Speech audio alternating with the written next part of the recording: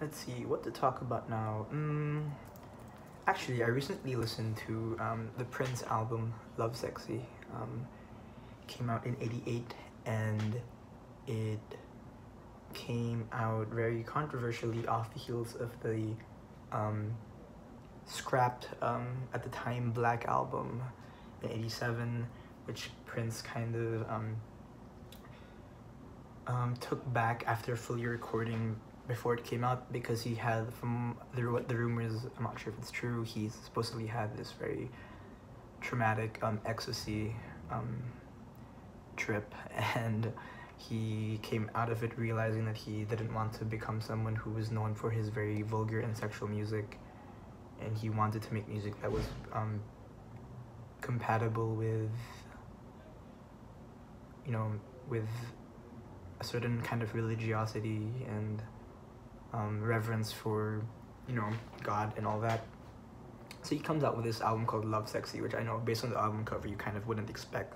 And this is the album he was trying to do for to move away from the image that he was portraying. But I mean, perhaps he's kind of referencing like these biblical paintings and of sorts. There's probably something very specifically, but I don't have that level of artistic sophistication and reference points to tell you what it is. There's definitely some religious reference. This album is very bizarre in its structure, because it's actually, if you look for it online on Spotify or Apple Music, it's one track long, and the track lasts 45 minutes. I think so, but then I think in some versions of the album, the physical copies of it, they cut up the tracks, and there are 9 tracks.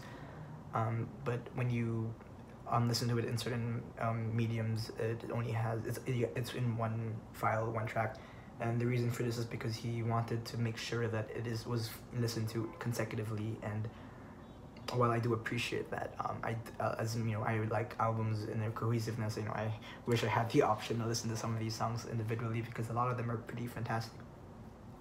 I have a friend who's a big Prince fan, and he tells me that this is one of the albums that Prince fans love to kind of champion. Perhaps because maybe it's because apparently when it came out, it was it was kind of mixed. It got mixed reception, and the thing about reception is, you can never really trust that kind of thing, because it is always going to be influenced by not only the period when it was written about, but all these other random stories coming out about the artist, and all the kind of media stuff, like for example, whatever the new Kanye album comes out, it's going to be heavily reviewed and rated in perspective of all this like tweets lately. But in 10 years or 20 years and 30 years, when you listen to his album, you'll feel so disconnected from the period in which it was made that you'll be able to appreciate it more detached, in a bit more detached way.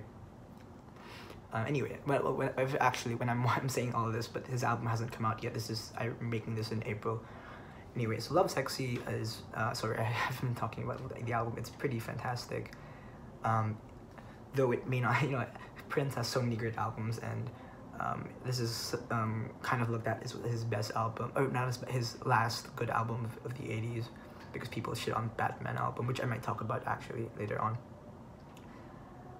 The album is, again, structured as one long continuous listen, and it features a lot of very strong funk elements, R&B funk elements that made Prince who he was. And it is some of my favorite songs in the album were Alphabet Street, Anesthesia, which according to my friend who's a big Prince fan, is like this big magnum opus of a song. It has, if you read the lyrics and all of this, it's this culmination of all these themes and whatever that Prince is kind of going through. Personally, I wasn't as aware of that when I was listening to this song the first time, so I didn't pick up on it, but as I listen to it more, it's a great song. Lovesexy, the title track, is great as well. When Are in Love, which is a song actually from the Black album, it was, I think, the best song on the Black album, is on this one as well. My favorite song, I think, is I Wish You Heaven, maybe, or Positivity. I think the thing is, the album is very consistently it's very consistent sonically because of course he, you know, structured it this way with all of that, but he also references the songs as the album goes along. He references older songs and all this, and I don't, like, if I were to be honest, I'm not someone who really has a very big, I wouldn't call myself a Prince expert or anything like that, you know. I've only listened to his 80s albums, actually now I've actually listened to all his 80s albums, and personally I don't think that this is one of my top 3 or something. He made so many great albums in the 80s. My 3 favorite ones are 1999, Sign of the Times, and Purple Rain or Dirty Mind. You know, there are many great ones. And Sign of the Times, I think, I mean, Lovesexy, especially coming after Sign of the Times, well, kind of coming after Black Album, but coming after Sign of the Times, when it came out, I think was a bit of a slight step down. Sign of the Times is such a masterpiece, but it's very interesting to follow Prince's career coming from the very excessively, I mean, it's called, the first album of the 80s called Dirty Mind, when he has songs like, you know, and Controversy, where he has songs like Jack You Off and Head, Jack You Off and Controversy, Head, and Dirty Mind. And now he's coming to this kind of religious phase where he's singing songs about God and spirituality.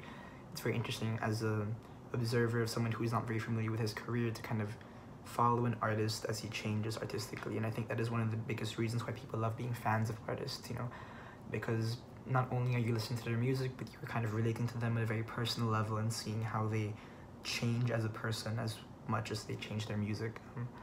It is what draws and creates a lot of obsession and fandom and all this stuff. And while I came to appreciating listening to Prince after his death through the consecutive listening of his albums in order of sorts, I feel like I have come to a sense of understanding more about him as a person and how he changed from in perspective, and how fame, you know, once Purple Rain came out, and how everything changed. He's such a unique artist, and it sucks that he passed away, unfortunately, by accident with accidental fentanyl addiction and overdose. But I'm looking forward to listening more of his music in the 90s. Apparently he has a couple more phases and religious turns, and artistic turns in terms of how he perceives the nature of his persona in the media and all this stuff coming after this. So it's very interesting. I'm looking forward to it. And yeah, this is Lovesexy. Pretty good album.